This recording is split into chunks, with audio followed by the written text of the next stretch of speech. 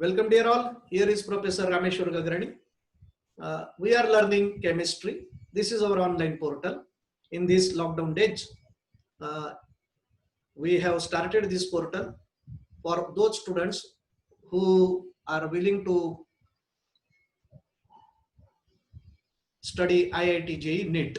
Those who are interested for engineering as well as medical courses and the subsidiary courses. For them, we have started this online portal. This is 100% free of cost. यहाँ पर हमने किसी से कोई charge नहीं लिया है, तो आप सभी को इसका ध्यान रहना चाहिए और आप इसका रिस्पेक्ट भी करें. एक्सेप्ट मेरे हिसाब से this is only the portal in Maharashtra और anywhere. This is online which is 100% free right now since month 2 months. हम लोग देख रहे हैं पिछले 2 महीने से जब से लॉकडाउन शुरू हुआ है तब से हमने शुरू किया है और आप नोटिस कर रहे हैं कि किसी के भी मोबाइल पे किसी तरह के हमने ये मैसेज नहीं डाले कि यू पे something. So be very sure about this one. Let us continue. Okay चलो ठीक है. कुछ स्टूडेंट्स कुछ समय के बाद ऑन स्क्रीन पे दिखेंगे. तो मैं चाहूंगा कि थोड़ा सा कभी ऐसा भी होता है कि हम लोग थोड़ा पाउडर वगैरह लगाना रह जाता है हमारा, तो इसलिए हम लोग थोड़ा सा कुछ समय के बाद स्क्रीन पे आना पसंद करते हैं, इसलिए मैंने पहले ही लगा लिया आपके लिए सभी के लिए. Thank you.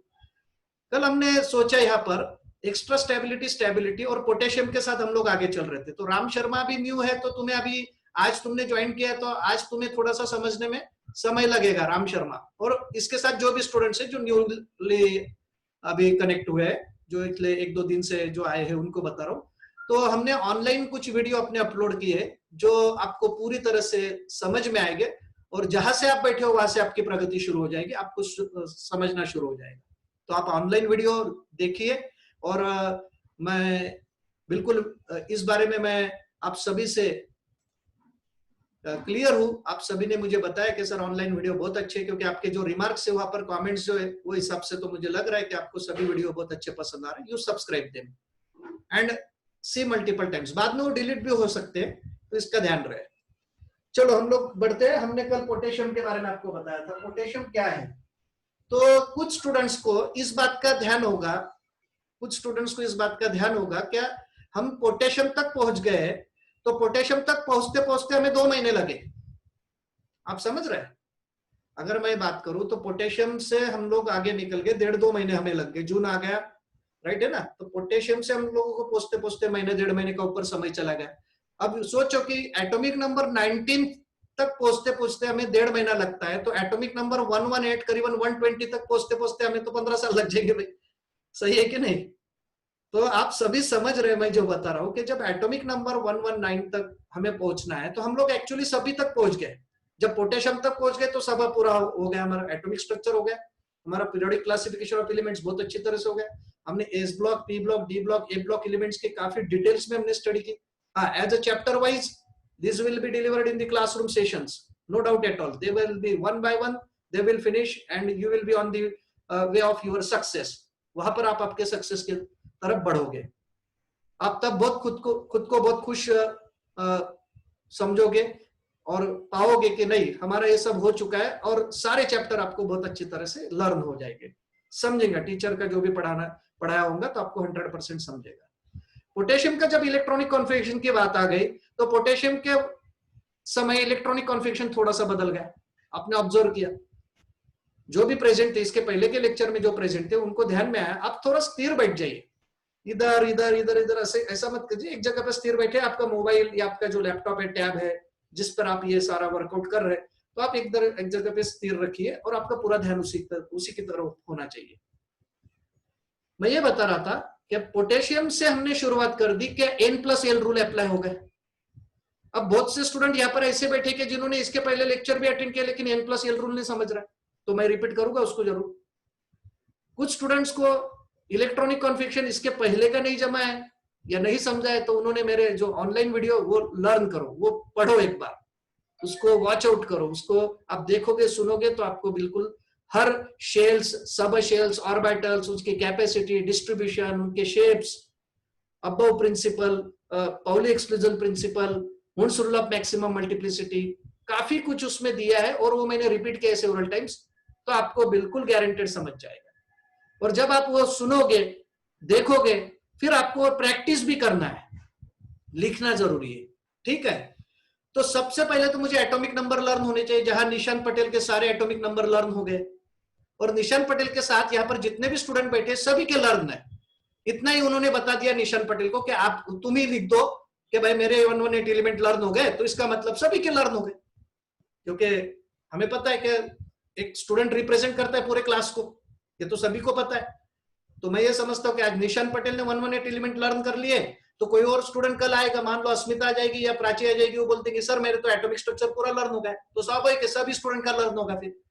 तो इस तरह से सभी का प्रेजेंटेशन कोई ना कोई स्टूडेंट कर रहा है, और ये मेरे सारे सिंसियर स्टूडेंट है जो ऑनलाइन बैठे हैं, ये 100% सिंसियर स्टूडेंट, इसमें कोई टाइम पास के लिए आया नहीं है, ना ही कोई टाइम पास करना चाहता है। लेकिन किसी का ऐसा कहना है पार्थ गुजराती कि सर मैं तो टाइम पास के लिए आया था, ठीक है ना, तू टाइम पास के लिए आया था, अब टाइम पास के लिए मत आ, अब तू रेगुलर लाइन पे लग जा, अब तू स्टडी को लग जा, राइट है कि नहीं, सही है ना। हाँ, आपको मेरी लैंग्वेज समझती है, मेरे लैंग्वेज में के जो इमोशंस है और जो सेंटिमेंट्स आप सभी समझते हैं क्या सर क्या कहना चाहते हैं, तो जो भी है आपको समझ रहा है। पोटेशियम के लिए मैं चल रहा हूं, तो इसके पहले तो जितने भी स्टूडेंट ऑनलाइन बैठे हैं वो बाकी अपनी विंडो उन्होंने बंद कर ली, तो जल्दी जल्दी 1 बाय 1 में रिमूव करना शुरू कर दूंगा।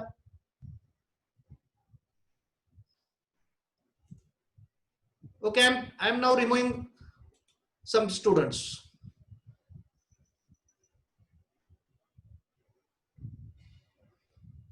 देन इट्स योर चॉइस,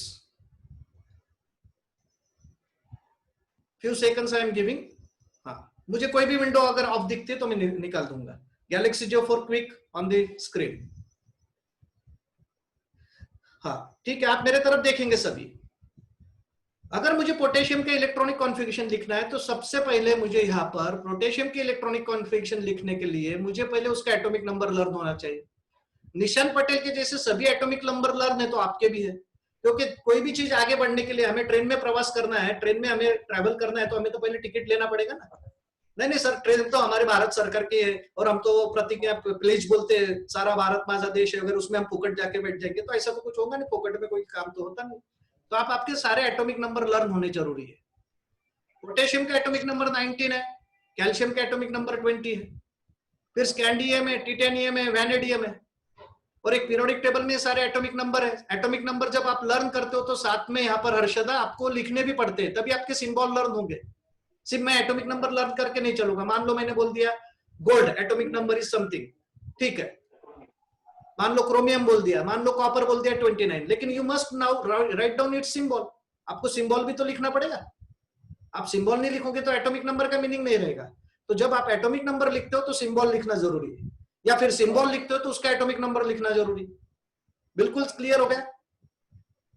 आप बार बार आपकी विंडो आप शट डाउन कर रहे हो, मैं यहां से आपको कट करूंगा, बार बार चर्चा मत करने लगा, ठीक है। पोटेशियम का इलेक्ट्रॉनिक कॉन्फ़िगरेशन हमने देखा, यहां पर आप ध्यान दो पोटेशियम का एटॉमिक नंबर 19 है। अब ऑर्गन का इलेक्ट्रॉनिक कॉन्फ़िगरेशन हमने समझने की कोशिश की, तो ऑर्गन का एटॉमिक नंबर 18 है, atomic number of orgon is 18. So how we distribute the electrons in shells? 2 8 8 2 plus 8 10 plus 8 18 हो गए। हमने 2 8 8 इस तरह से शेल्स में इलेक्ट्रॉन डिस्ट्रीब्यूट कर दिए ऑर्गन के। अब बिल्कुल ध्यान से सुनो, तब ऑर्गन के इलेक्ट्रॉन हमने 2 8 18 करके डिस्ट्रीब्यूट कर 2 8 8 करके डिस्ट्रीब्यूट कर दिया। अब इसको मैं सब शेल्स और ऑर्बिटल में डिस्ट्रीब्यूट करूंगा, तो ऑर्बिटल में और सबशेल में डिस्ट्रीब्यूशन का क्या चांस रहेगा? 1s2 2s2 2p6 3s2 3p6। अब सभी बिल्कुल क्लियर हो? 1s2 2s2 2p6 3s2 3p6 3d। इसका थर्ड शेल का 3d भी तो अपीयर होता है, लेकिन वो वैकेंट है, इसलिए एम्प्टी है, तो वैकेंट मतलब एम्प्टी है, तो उसको निकाल दिया क्योंकि 18 इलेक्ट्रॉन्स तो पूरे हो गए। तो याद है कि ऑर्गन का अगर मैं इलेक्ट्रॉनिक कॉन्फ़िगरेशन लिखूं तो ऑर्गन का इलेक्ट्रॉनिक कॉन्फ़िगरेशन लिखते वक्त किस तरह से आएगा? आप ये देखो, यहाँ पर ये ऑर्गन लिखा है, अगर उसका इलेक्ट्रॉनिक कॉन्फ़िगरेशन लिखूं तो 1s2 2s2 2p6 3s2 3p6, मतलब outermost shell of orgon is completed, valence shell of orgon is completed. It contains 8 electron, and according to the science, chemical science, the atom of the element which has completed its octet except helium duplet पूरा करता है, except helium, all the elements of the periodic table, that is the chemistry of the periodic table, you can say that those elements which have completed their octet, that is outermost shell or valence shell, they are stable. That means the stability of definition in chemistry is what?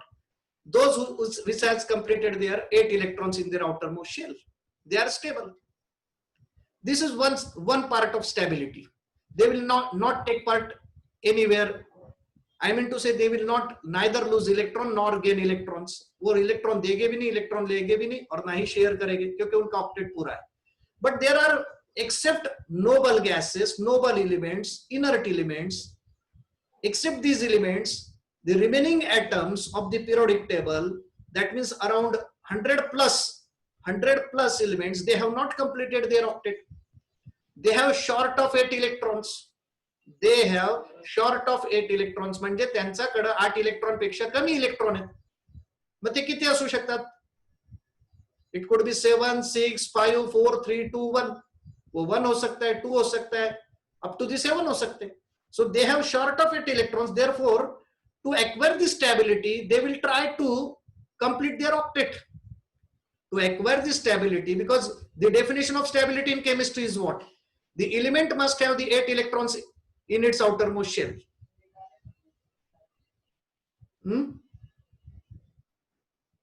मैं जो बता रहा हूं बिल्कुल अभी slow बता रहा हूं.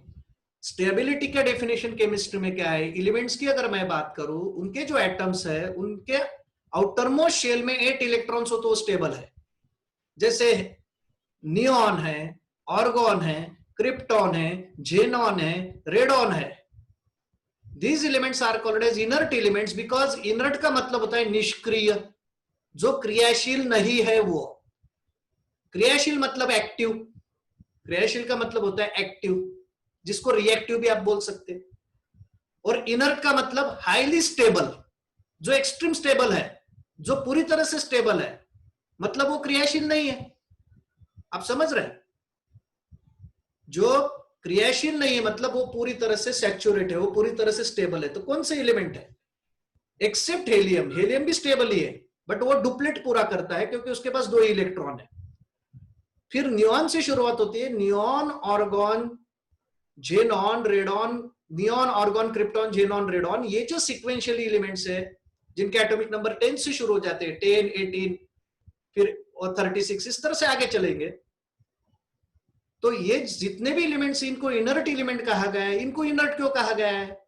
Because their octet is completed, and due to this, only this fact, they are not taking part in any chemical reaction, means they are neither sharing their electrons nor gaining, even not losing. वो किसी को electron देते भी नहीं है, electron लेते भी नहीं है, और शेयर भी नहीं करते. Why? Because their octet is completed. उनको जरूरत नहीं ना, फिर उनको जरूरत नहीं. Similarly, when you see the other elements of the periodic table, अगर मैं बाकी एलिमेंट्स की बात करूं, जैसे आप सोडियम ले लो, आप क्लोरीन ले लो, आप कार्बन ले लो, नाइट्रोजन ले लो, ऑक्सीजन ले लो, कैल्शियम ले लो, कॉपर ले लो, क्रोमियम ले लो, कोई भी ले लो, नंबर ऑफ एलिमेंट्स है अराउंड 100 प्लस एलिमेंट्स है. They have short of 8 electrons in their octet. I mean to say in there valence shell. उनके जो आउटर मोस्ट शेल है उनमें 8 इलेक्ट्रॉन पूरे नहीं है, फिर तभी तो फिर वो अनस्टेबल है. That's why they are unstable. Otherwise वो फिर इनर्ट एलिमेंट्स कहे जाते. अगर ऐसा रहता तो उनको इनर्ट एलिमेंट में बता देता. लेकिन इनर्ट एलिमेंट किसे कहा गया? आप सभी को पता है. हमने इनर्ट एलिमेंट किसे कहा है? इनर्ट एलिमेंट आपको याद होगा पीरियोडिक टेबल में 18th column of the periodic table और जीरो ग्रुप एलिमेंट्स, उसको मैं इनर्ट एलिमेंट बता रहा हूं. 18th column of the periodic table या फिर जीरो ग्रुप एलिमेंट्स आखिरी में जो होता है उसे हम इनर्ट एलिमेंट करके बताते हैं. फिर वहां कौन कौन से? वह हेलियम है, वह नियॉन है, वह ऑर्गॉन है, वह क्रिप्टॉन है, वह जेनॉन है, वह रेडॉन है. आपको सभी को याद है, राइट? अब उनके सारे ऑक्टेट पूरे, मतलब उनके आउटरमोस्ट शेल जो है, आउटरमोस्ट शेल मतलब उनमें जो आखिरी इलेक्ट्रॉन जहां प्रवेश करता है या लास्ट शेल में जो इलेक्ट्रॉन प्रवेश करते हैं उनको आउटरमोस्ट शेल कहा जाता है. उन सभी के आउटरमोस्ट शेल में 8 इलेक्ट्रॉन है। आप कोई भी ले लीजिए, नियॉन में लो, ऑर्गॉन में लो, क्रिप्टॉन में लो, जेनॉन में लो, रेडॉन में लो, और एक्सेप्ट हेलियम, उसका जो पहला मेंबर है हेलियम है जिसके पास 2 इलेक्ट्रॉन है, तो उसके पास 2 इलेक्ट्रॉन है तो वो कहां से 8 इलेक्ट्रॉन लाएगा, इसलिए उसका डुप्लेट पूरा है। ठीक है, यहां तक एक बात आपको समझिए, बिल्कुल क्लियर हो गई। फिर जब इनकी कंपैरिजन रिमेनिंग एलिमेंट से की गई तो रिमेनिंग एलिमेंट में इस तरह से रिकॉर्ड किया गया, इस तरह से नोटिस हुआ कि उनके आउटरमोस्ट शेल में 8 इलेक्ट्रॉन्स पूरे नहीं है, and therefore this could be one of the important probable reason that they have the lot of millions of compounds in the world. शायद इसीलिए उनके विश्व में अनगिनत कंपाउंड है, because they tried to complete their octet either by loss of electron or gain of electron or sharing of electron. क्योंकि उनके पास 8 electron पूरे नहीं है, तो what they consider, उन्होंने क्या सोचा कि हम भी तो इनर्ट हो जाए, हमें भी तो रिस्पेक्ट मिले नोबल गैसेस जैसा, हमें भी तो रिस्पेक्ट मिलना चाहिए ना नोबल गैसेस को, जिस तरह से रिस्पेक्ट मिला है, जैसे जीरो ग्रुप एलिमेंट को रिस्पेक्ट मिला है, नोबल एलिमेंट्स कहा जाता है। नोबल मतलब जंटल, जनरस, जो पूरी तरह से पवित्र है, इस तरह से कहा जाता है। तो ये बाकी जो रिमेनिंग एलिमेंट है, उन्होंने देखा कि अगर नोबल एलिमेंट्स को एक क्रेडिट मिला है तो हमें क्यों नहीं मिलना चाहिए। So that's why they are also trying to acquire the stability like noble elements, and that is what we call it is octet rule. What is octet rule? This was studied by GN Lewis, Gilbert Newton Lewis ने यह study किया। हाँ, आप बरोबर सही समझ रहे हो, न्यूटन जो है ना फिजिक्स के अलग है, आइजैक न्यूटन वो अलग है, जरा ध्यान रखिए। गिलबर्ट न्यूटन लुईस जी केमिस्ट्री के शास्त्रज्ञ रहे, उन्होंने ऑक्टेट रूल को हमारे सामने रखा। क्या रखा? ऑक्टेट रूल क्या है? एक बात का सभी ने ध्यान रखना है कि आपके स्टेटमेंट्स बिल्कुल लर्न होने चाहिए, डेफिनेशन बिल्कुल लर्न होनी चाहिए, आपके फॉर्मूले बिल्कुल लर्न होने चाहिए। और being a captain of this Gagan institute, I assured that हम आपसे ये सारा करा लेंगे, प्रिपरेशन करा लेंगे, आप पर नहीं छोड़ देंगे कि आप लर्न करो। इसलिए हम लोग 2-2, 3-3 बार रिपीट करेंगे, ये मैं बता रहा हूं। हमारे सारे टीचर को ये सूचना है कि आप रिपीट करो जो भी इंपॉर्टेंट स्टेटमेंट है। ये atoms of an element, octet rule क्या है? Atoms of an element have a tendency, atoms of an element have a tendency to complete its octet or duplet. Atoms of an element have a tendency to complete its octet or duplet either by loss of electron or gain of electron or sharing of electron, either by loss of electron or gain of electron or sharing of electron, so as to attain ATTAIN, so as to attain ATTAIN, attain म्हणजे मिळविणे, मिलाना, so as to attain ATTAIN, attain मतलब मिलाना, so as to attain a nearest noble gas electronic configuration, a nearest noble gas electronic configuration। फिर से statement define करता हूं। इसके 2-3 type के स्टेटमेंट है, अलग अलग थोड़े से ग्राफ्टिंग करके बताए जाते हैं। Atoms of an element have a tendency to complete its outermost shell in terms of duplet or octet so as to attain a nearest noble gas electronic configuration either by loss of electron or gain of electron or sharing of electron. फिर से मैं statement कर रहा हूं। Atoms of an element, मूलद्रव्यांच्या अणूंची tendency, मूलद्रव्यांच्या अणूंची टेंडन्सी, प्रवृत्ती। Atoms of an element have a tendency to complete duplet or octet either by loss of electron or gain of electron or sharing of electron so as to attain a nearest noble gas electronic configuration. म्हणजे ज्या मूलद्रव्यांमध्ये शेवटल्या कक्षेत 8 electron पूर्ण नाहीयेत, they have short of 8 electrons, ते मूलद्रव्य प्रयत्न करतात का त्यांच्या शेवटल्या कक्षेत 8 इलेक्ट्रॉन कसे पूर्ण होतील। मग त्याच्यासाठी ते एक तर इलेक्ट्रॉनची देवाणघेवाण करतील किंवा इलेक्ट्रॉनची भागीदारी करतील। एक तर इलेक्ट्रॉन देण्याच्या भानगडीत पडतील किंवा इलेक्ट्रॉन घेण्याच्या भानगडीत पडतील किंवा इलेक्ट्रॉनची शेवटी नाही जमलं तर भागीदारी करून घेतील आणि कसंही करून त्यांचं ऑक्टेट पूर्ण करण्याच्या दिशेने ते पावलं उचलतील।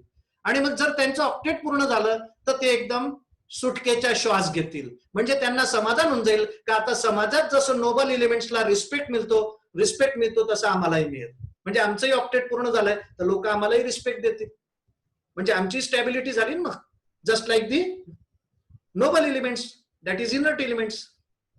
बरोबर आहे की नाही? समजतंय का काय म्हणतो मी? परत एक वेळेस रिपीट करतो. atoms of an element have a tendency to complete its octet or duplet either by loss of electron or gain of electron or sharing of electron so as to attain a nearest noble gas electronic configuration.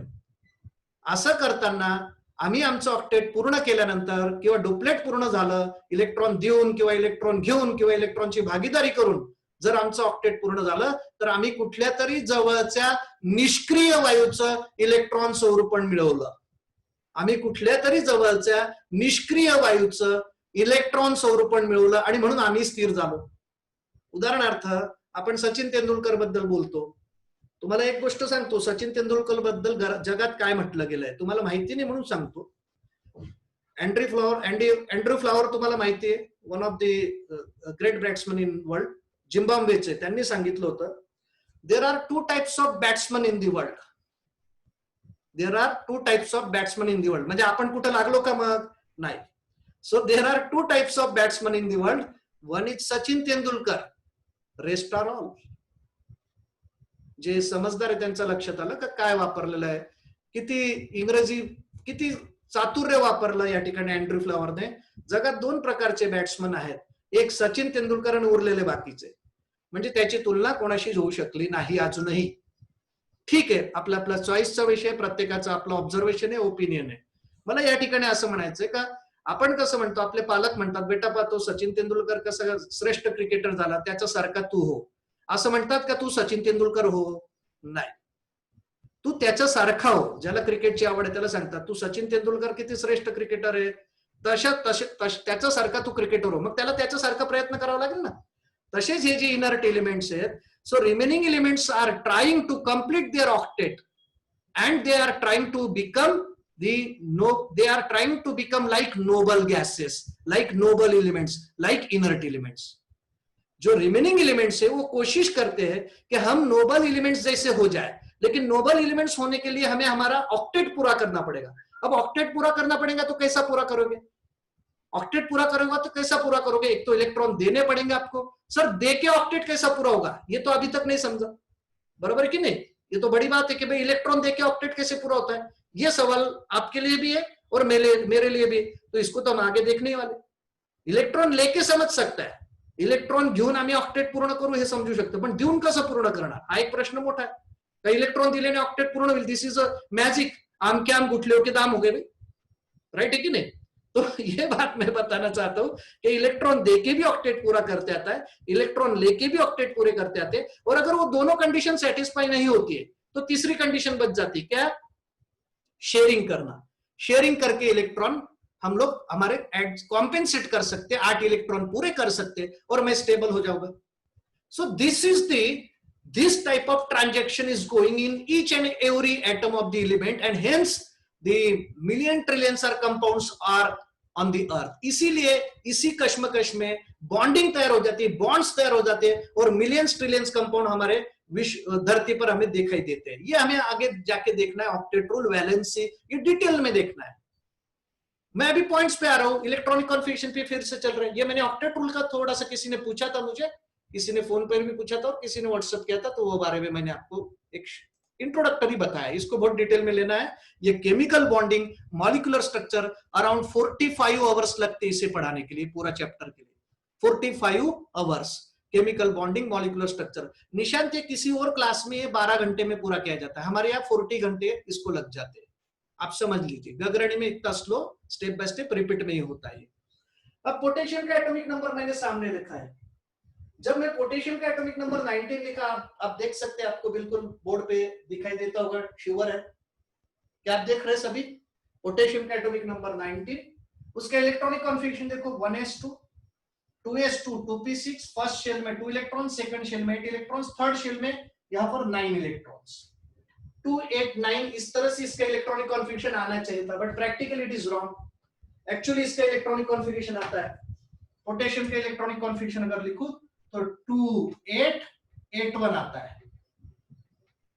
This is the electronic configuration of potassium. अगर आप देख पा रहे हैं तो. Whereas 289 is not the electronic configuration of potassium. जहां की अगर मैं सोचूं 289 कितने हो गए, 8 + 2 10 + 9 19 हो गए 19. थर्ड शेल का कैपेसिटी 18 इलेक्ट्रॉन्स कहते हो, we can put 9 electrons also, but this is not accepted. Why? Here the important rule introduces, that is what n plus l rule. And what is n plus l rule? It is above principle. n plus l rule क्या है? Above principle. What is above principle? Electrons are entered into the shells, subshells and orbitals according to the increasing energy level. Above principle क्या बता रहा है? Electron पहले lower energy state में जाता है. Unless the inner shells are fulfilled or completed, it will not promote to the next shell. Remember yourself. This is a general rule of electronic configuration. आप समझ रहे मैं जो बता रहा हूं? So potassium का electronic configuration. How many students don't understand this? आपको कितने स्टूडेंट को नहीं समझ रहे पोटेशियम का इलेक्ट्रॉनिक कॉन्फ़िगरेशन? 2881 है, नहीं समझा है सर. मैं उसको फिर बोर्ड पे एक्सप्लेन करूंगा. कितने स्टूडेंट है कि सर मुझे पोटेशियम के इलेक्ट्रॉनिक कॉन्फ़िगरेशन नहीं समझा है सर? हाँ सर फिर 21 स्कैंडियम का क्या आएगा? आएगा वो भी बता रहा हूँ. whose octet is completed, they all are gas or some or metals. नहीं, ऐसा कुछ नहीं है.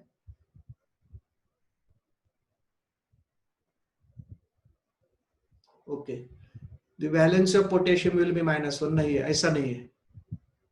मतलब वो पूरी रॉन्ग है. रॉन्ग है. वैलेंस ऑफ पोटेशियम -1 100% रॉन्ग है. ठीक है, मैं आपके चैट ले लिया, मैंने आपको, आपने लिखा है, लेकिन अभी मैं उस पर नहीं जाऊंगा क्योंकि उसमें वेरिएशंस आएंगे और उसमें समय जाएगा हमारा. Come to the point. मैं अपने पॉइंट पे चल रहा हूँ. अगले 1 मिनट के बाद ये स्क्रीन फिर से ऑफ हो जाएगी, फिर से हम एक्टिवेट कर देंगे. 10 सेकंड में एक्टिवेट कर देंगे तुरंत. जैसे ऑफ होंगे तो मैं एक्टिवेट करूँ. देखो यहाँ पर पोटेशियम का इलेक्ट्रॉनिक कॉन्फ़िगरेशन 2881 क्यों आया है? अब देखो यहाँ पर एनर्जी लेवल का डिफरेंस है. When I write the electronic configuration of potassium, जब मैं इलेक्ट्रॉनिक कॉन्फ़िगरेशन ऑफ पोटेशियम का लिखूंगा, मैं फिर से लिखता हूं तो आप ठीक से समझ पाओगे.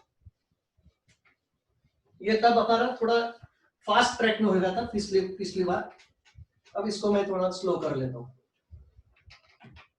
ऑर्गन का इलेक्ट्रॉनिक कॉन्फ़िगरेशन देखिए. Organ atomic number 18, 1s2, 2s2, 2p6, 3s2, 3p6. outermost shell is completed. ये ऑर्गन हो गए. When I write potassium, I can write potassium like this. Potassium का इलेक्ट्रॉनिक कॉन्फ़िगरेशन है. मैं पोटेशियम इस तरह से लिख सकता हूं. Organ 4s1. I can write potassium like this.